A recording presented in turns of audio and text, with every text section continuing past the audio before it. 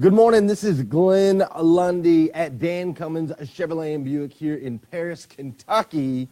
And we have learned quite a bit in the last few weeks since we sold 1,000 cars in March of 2018. So we're going to dive into that a little bit today, dive into the different things that we learned. So please join us as a little inside peek what goes on behind the scenes at Dan Cummins Chevrolet and Buick in Paris, Kentucky. Everybody, good morning.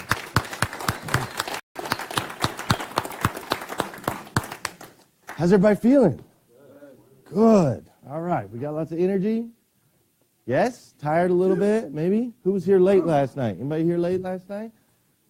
Quite a few here late. Somewhat late, right? Not too bad. Well, I appreciate you guys for doing that. Thank you very much. We're going to get through this, and we're going to go through pretty quickly today because once we get out of here, we have a lot of work to do. We are a little bit behind the 8 ball as far as our goals, but not bad, right? Not bad. We're just a few cars behind. You guys pulled out a great day Thursday, which helped to give us a little bit of a boost. And we're going to have a great day today. From what I saw already, the BDC has 70-plus appointments for today. And when we start with 70 this early, it just kind of takes off. So let's get through this, and then we'll get out there and we'll rock and roll. So I thought a lot about what we've learned over the last couple weeks, right? We sold 1,000 cars in March, over 1,000 cars. 1,038 is, I believe, what came out on the statement.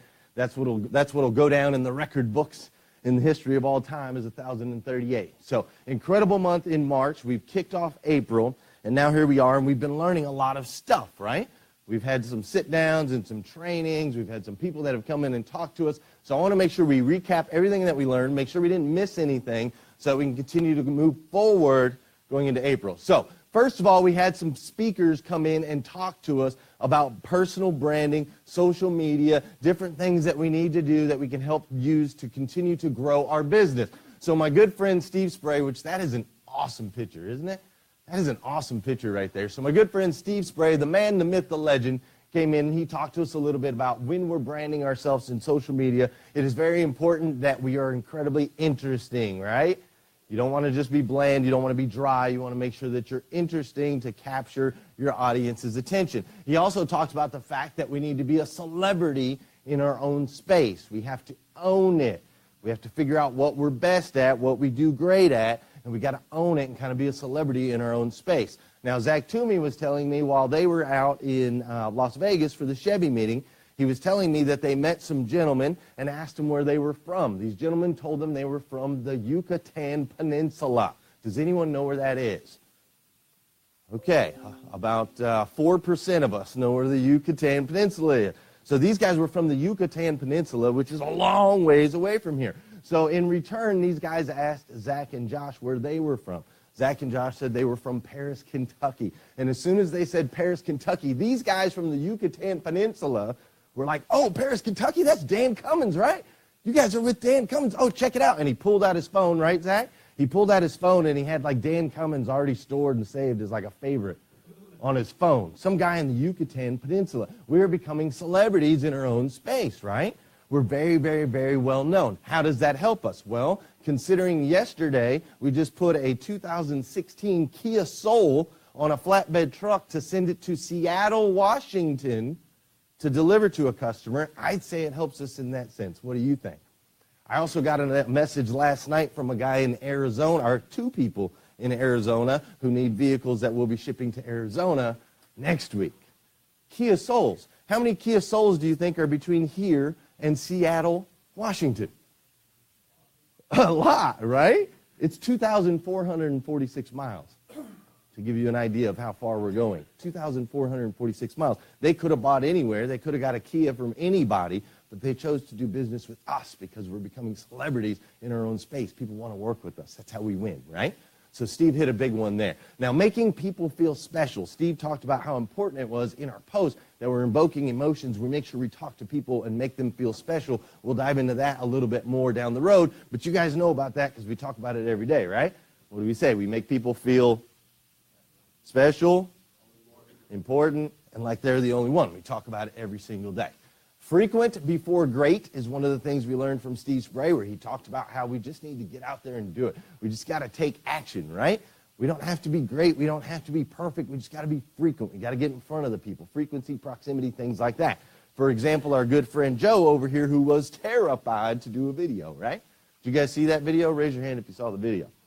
All right, Joe was terrified to do a video, terrified. He sent the video to me ahead of time in a little message and said, hey, Glenn, will you watch this and give me some feedback and so on and so forth? I'm scared to death. I don't want to do it. I'm sweating right now. I got bullets. I mean, it's scary. I've never done video. I've never put myself out there, and I'm going to tell people my story. What if they don't like it? And he's freaking out, right? And I'm like, dude, just press send, man. Just send the video. So he sends the video, and then, of course, as soon as he sends it, then he panics even more. I press send, oh my gosh, it's out there. And I thought, what can I do to help this situation? How about I push it out to all my followers out there, the 23,000 of them in the Rise and Grind, and the 5,000 of them on my page. Let's push it out there and see what happens. And Joe's video now has 2,700 views. All kinds of comments, all kinds of interactions, and it's a powerful story. Joe's telling the story of how he gave up everything, packed up everything, came here so that he could work for Dan Cummins, Chevrolet, and Buick, which I believe he heard about us where? Social media. So he hears about us there. He packs up his life. He comes out here. He sells 32 cars. He sells 32 cars, is making a difference in his family. He's making a difference in his life. Then he posts a video out there. Somebody else hears that, and maybe, just maybe, someone else will pack up and they'll come our way and change their life and sell 32 for us, right? Let's give Joe a round of hand. He's selling 32 cars. I need you guys to understand how this is all working. That's why we're going to recap all this. It's important. All right, Steve also said you need to talk directly to me. And here's one thing I want to make sure that you guys get, because I do it, and it's sometimes hard to remember. How many people are looking at your video? When you post a video, how many people are looking at it on their phone? How many? One is the correct answer. One. When I'm watching your video, it's me and the phone. Now, you don't normally see a group of I have 1,000 people that watch the show every morning. I don't see 1,000 people sitting around one phone watching it. Do you?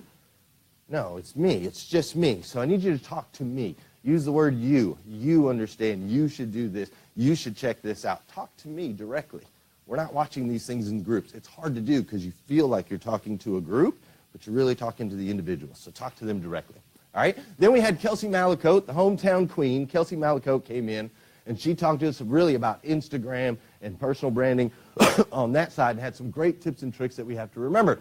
She talked about, and I call her the hometown queen because she actually grew up here in Paris, Kentucky. I don't know if you guys knew that, but she grew up here in Paris, Kentucky. She talks about how we have to do 2 posts a day, which is just increasing our frequency and helping with the algorithms. She talked about how we have to have a call to action on all of our posts. We need to ask somebody a question or ask them to do something. Call to action. Interactions are huge. They're important. We need to respond and story. So when people respond to your Instagram stuff, you need to talk back to them, respond, let them know that you heard them. And then we have to use our little story feature, which we're starting to use more as a dealership, and it's working really, really well. We need to follow people, because when we follow people, they'll follow us back. We have to use appropriate hashtags. These are all things that we have to learn. But the most important and the biggest one was right there at the end. She talked about how we have to make sure that we are giving back. The only people, the only businesses that tend to truly grow and thrive and succeed are the ones that are giving back. And what I think is really powerful is Kelsey came in and talked to us, and we have a guy in the room named John Hinkson who sold 56 cars last month. And John took this to heart, and John said, hold on, man. I'm giving back a little bit. I'm giving back in different ways, but how can I give back more? How can I make this more powerful? How can I make it more impactful? So he decided that he's going to find local charities, and he's going to give $10 from every car that he sells, and he's going to do that going forward for the rest of his career. And he put it out there, and he put the tagline, selling cars for a cause, which we'll get into the taglines here a little bit more, but selling cars for a cause. And when I saw that tagline, I thought, this dude's onto something right here, man. Selling cars for a cause, people can get behind that. People can believe in that. John's already had phone calls from people. He's already had people that want to match his $10. He's got people that want to help him, that are support him. Now, do you not think the people that are helping him financially, do you think they're going to send customers to him? They're going to send customers to him like crazy because he's doing it for a reason. There's a bigger why. It's not just to sell cars. It's to make a difference and an impact on this planet. Following? Kelsey Malacote was the one who raised a campaign when that Hurricane family, the hurricane family that we helped give a vehicle to. Do you guys remember that? She was the one that initiated that campaign. She heard their story. She knew they were in the hospital. She knew they were having a baby. She knew they were struggling. So she used her social media following, and she sold T-shirts and cups and mugs and whatnot to raise money and reached out to me. And because I know her and all the good things that she does in the community and for her people, we were willing to help as a dealership, and we were able to completely change those people's lives. Completely change their lives. All because she has the mindset of giving back. So we learned that from Kelsey, and that was freaking huge. My boy Sean Hayes popped in here. He makes car buying easy. Sean Hayes talked about how exposure is the key. You got to get out there. We're hearing that in everybody, right? Frequency. Kelsey's talking about it. Steve's talking about it. Exposure is the key. Name and tagline. Selling cars for a cause is a heck of a tagline. People can get behind that. Work on that. Figure out your name and your tagline. Go all in with whatever it is that you are good at.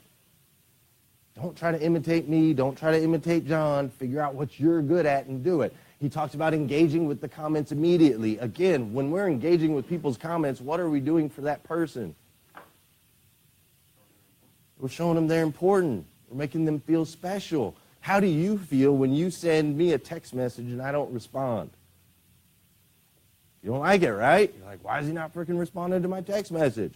What the heck's wrong with him? We live in this world now where we feel like if we decide to spark a conversation, everyone has an obligation and responsibility to respond to it, no matter what they're doing, right? It's where we live in today. So when these people post on your comments, when they say something on your post, you got to respond to them and let them know that they're heard.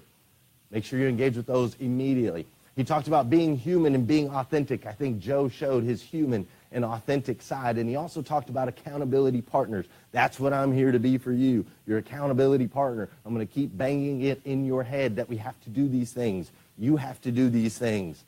You got to tag your customers. You got to do all the different stuff that we're learning. I'm going to bang it in your head. I'm going to hold you accountable. And you guys hold me accountable. You start to notice a drop in post, or I'm not putting things out there, I'm not helping brand the dealership so that you guys can be successful, I want to know about it. Hi, Kelsey. Pushed the wrong button. Dominic Box, my good friend Dominic Box popped in. He is the hashtag Market Magic Master. Dominic came in and he taught us about using Facebook Marketplace. Take a couple pictures. He talked about pictures being the key. They need to be sexy. They need to be good-looking pictures. He talked about posting out to multiple groups, sending it out to tens and tens of thousands of people so you can generate your own leads and not just count on the dealership to do it for you. He talks about getting the customers themselves to a point where you can now get them into your CRM. You can actually consider them a customer that you can follow up with. Because we have this tool called Dealer Socket. Anybody ever heard of it? We have this tool called Dealer Socket. It's your own personal secretary. It'll send out emails for you to remind you to do things. So we're going to take these customers from Facebook Marketplace. We get them into Socket. Now they're your customer. Now you can work them. I sold 2 cars in 2 days off Facebook Marketplace doing what Dominic Box asked me to do. 2 cars in 2 days. So he talked about going out there and taking pictures 2 to 3 cars a day. Go out there, take them, post them up. Anybody else getting any leads off it yet? Okay, we got a few. All right, if you're not doing it yet, read what Megan posted in the group me. All right, read what Megan posted in the group me if you're not doing your Facebook Marketplace yet. So Dominic Box taught us that, which was great. My man Jordan Stupar. Okay, I call Jordan the one that got away. Okay, because he used to work with the Cardone Group, and he broke out, and he's trying to do things on his own now. And Jordan told us that we have to figure out the 3 things. What 3 things about you do you need every single person to know? Well, the first thing is the same for everybody. We need everybody to know that we sell cars here at Dan Cummins Chevrolet and Buick, right? That's important to your career. It's important to your family. It's important to your pocketbook. Everybody's got to know that.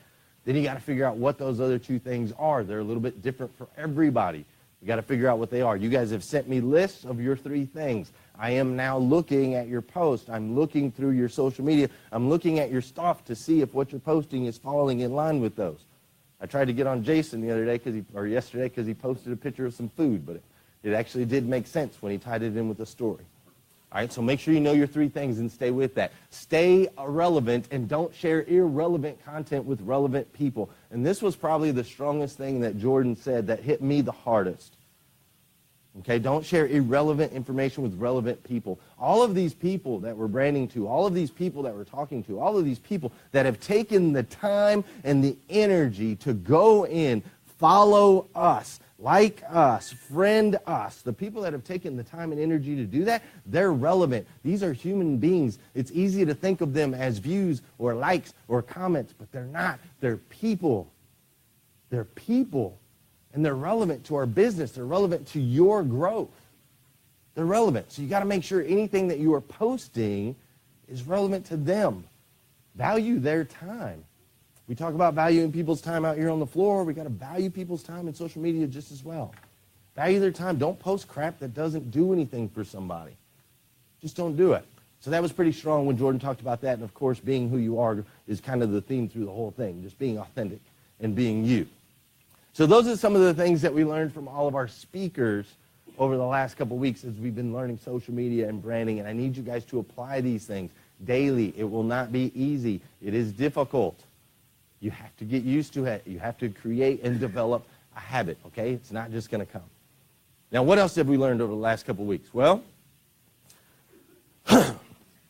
we learned that we're not, that we need to park in employee parking, right? We learned that, and we kind of learned it the hard way, and Troy and I had a nice little heart-to-heart after this yesterday, and I will tell you this, I'll embarrass myself a little bit, but I was talking to my wife about this last night, and my wife said, man, I understand why you guys had to do what you did, but why'd you have to pick the only guy in the building that could kick your ass? That's what my wife said to me, and I was like, what do you mean? And then she's like, dude, he pulled out his tooth in front of you with some pliers. Like, the guy's crazy. I'm like, well, so at first I was kind of like, like that's a real negative comment, but then the second thing, I'm a positive person, so second thing I thought was, well, if she thinks he's the only one, then that means she thinks I can whoop all of y'all. So I'm pretty happy with that. There's 279 of y'all I can take out, according to my wife. But Troy's not one of them. But we did learn that we need to park in employee parking. Now, some of you guys might have thought that this is kind of a crappy move or a crappy thing to do or whatever, however your thoughts and feelings were about it. But I need you guys to understand something, okay? I need you to understand that we're at a point right now. We're at a point in this dealership. We just sold 1,000 cars in March, okay? So we're at a point right now where we're trying to figure out exactly who we are right now as a dealership, and then we're trying to figure out who we will be. Now, when trying to figure out these two things, just because we sold 1,000 cars once doesn't make us a 1,000-car store, okay? Just letting you know that. Just because you sold 30 cars once doesn't make you a 30-car guy. Okay? So we're trying to figure out who are we as a dealership. Are we a 1,000-car store? Are we there yet? Are we an 850-car store? Are we really living by our mission? Are we really eradicating the negative stigmas with the car business? Is that who we want to be? Is that what we're supposed to look like? I mean, we were a 120-car store 7 years ago. We were trying to figure out exactly who we were then. And back then, we really thought we were much, much, much, much higher. And now here we are today, and we are kind of much, much, much, much higher. But who are we? Are we really that store? Are we really there yet? We have to ask those questions. And Josh Cummins is asking those questions, and Dusty Cummins is asking those questions. And then they're starting to try to figure that out. And when trying to figure that out, what you realize is it's so important that we pay attention to every little detail of what is going on as we try to figure out who we are. Every little detail matters. Every little detail is important. We have a team of 280 people here. If one person goes rogue, if one person goes off kilter and goes their own way, it can destroy this whole thing that we've tried to build. It can destroy the whole thing. Somebody's got too many keys, or you're hiding keys in your locker, or you're doing things that are against the process, that are against the system, then somebody else is looking for them. I got to pay Paul, and Paul is a fairly high-paid individual. So I've got to pay Paul in our really, really, really high expenses as far as payroll last month, by the way. You guys made some bread. But I've got to pay Paul, and Paul's got to take time, and he's got to search through lockers, and he's got to find keys, and he's got to figure out where stuff's at and why stuff's not stocked in and why it's not showing up. And he's got to figure out all of those things because a decision that one person made over here is now going to affect the experience someone else has over here, and he's trying to keep that from happening. I'm trying to keep that from happening. It's not about parking in the wrong spot. It's not what it's about. It's about understanding that we are a team, that we all work together, and we have things that we have to do to make everyone else's life around here easier. It's not fair for Clough and his team to have to do all this stuff that we could be doing ourselves. It's not fair. It's not right. It doesn't tap into who we are. Who are